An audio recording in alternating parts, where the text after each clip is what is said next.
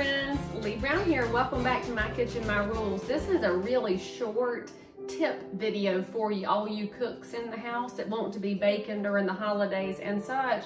You're probably going to run into a recipe at some point that calls for cake flour.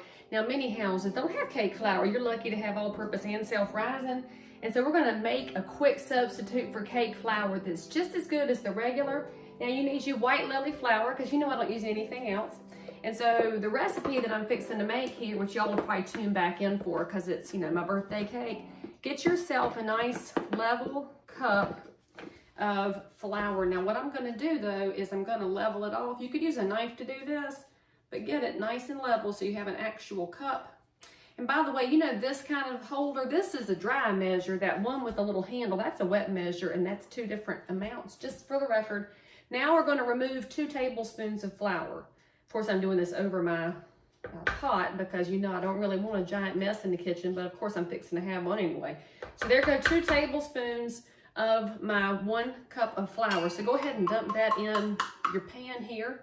And we're going to replace that with 2 tablespoons of cornstarch. Now I'm using Rumford cornstarch because it says non-GMO in giant font, which totally makes it more true.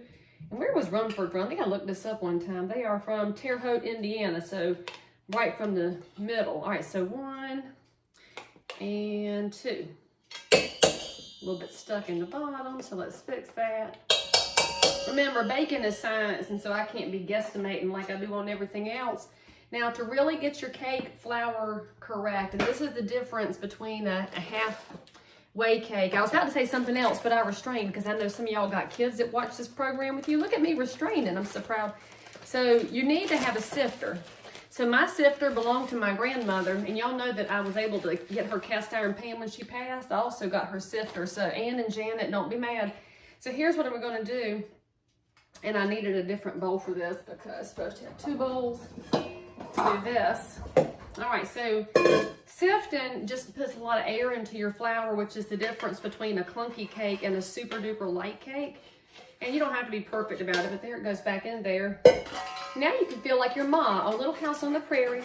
And we'll just sit here doing this. Now, I guess you can buy a sifter nowadays, but you can probably find one at an estate sale.